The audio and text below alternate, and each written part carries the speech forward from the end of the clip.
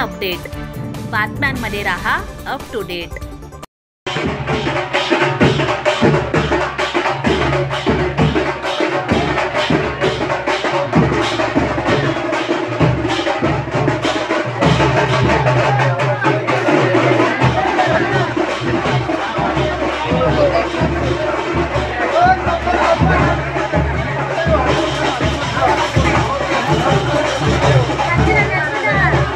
सुविधांपासून वंचित ठेवलेल्यांना खड्यासारखे बाजूला काढा, नीलमनगरच्या पदयात्रेत काडादींनी दिली हाक।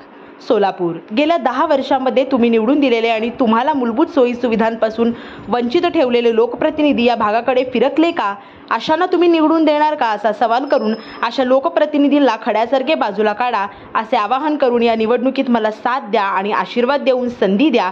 या संधीचे आपण सोने करू आणि या मतदारसंघाचा विकास घडवून आणू अशी ग्वाही सोलापूर दक्षिण विधानसभा मतदारसंघातील अपक्ष उमेदवार तथा सिद्धेश्वर परिवाराचे प्रमुख धर्मराज काडादी यांनी दिली।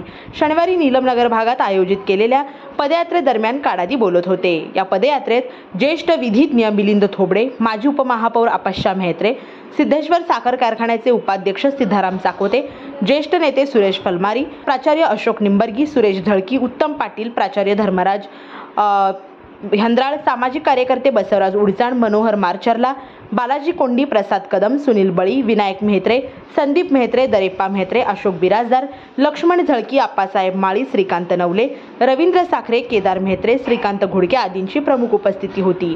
प्रारंभी काडादी यांचे फटाक्यांची आतषबाजी करत महिला मंडळाच्या वतीने औक्षण करून जोरदार स्वागत करण्यात आले। ॲडव्होकेट थोबडे म्हणाले, यापुढे विकास पाहिजे असेल तर धर्मराज काडादी हे एकमेव नेतृत्व असून मतदारांनी त्यांच्या पाठीशी खंबीरपणे उभे राहावे। पदयात्रेदरम्यान काडादी साहेब तुम आगे बढ़ो, हम तुम्हारे साथ है या व अशा विविध घोषणांनी सारा परिसर दणाणून सोडण्यात आला।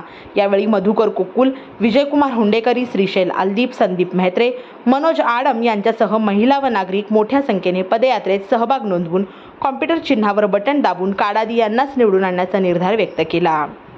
ही लढाई मोठी आहे। काडादी नीलमनगर भागात आयोजित पदयात्रेवेळी नागरिकांना संबोधित करताना सोलापूर दक्षिण विधानसभा मतदारसंघातील अपक्ष उमेदवार धर्मराज काडादी म्हणाले, ही लढाई मोठी आहे, माझ्या एकट्याची ही लढाई नाही, मी तुमच्या कुटुंबातील एक सदस्य आहे।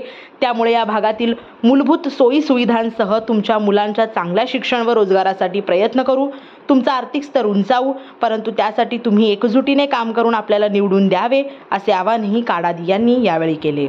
या भागातील जनता भाजपबरोबर होती, पण आज त्या ठिकाणी कुठलेही विकासाचे कामे झाले लोकप्रतिनिधी कधी या भागात फिरकले नाही आणि त्यामुळे जनतेचा मोठा उद्रेक त्या ठिकाणी पाहायला मिळाला।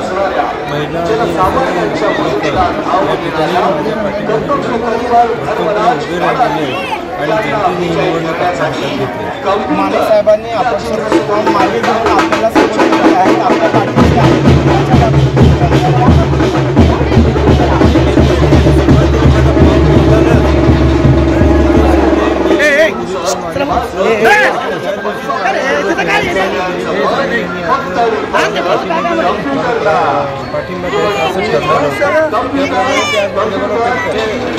महिन्याभराची प्रक्रिया झाली विड्रॉल करायची, त्यामुळे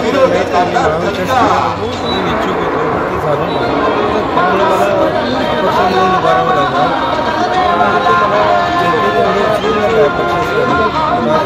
वर्षापासूनचं कार्य सभापतीच्या लोकांना माहिती आहे आणि त्यामुळे ह्या विकासाच्या कामामध्ये मी त्यांना न्याय देऊ शकतो यावर त्यांचा विश्वास आहे आणि म्हणून मी आज 1 नंबरवर आहे।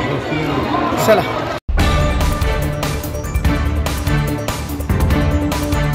साय अपडेट, बातम्यांमध्ये रहा अप टू डेट।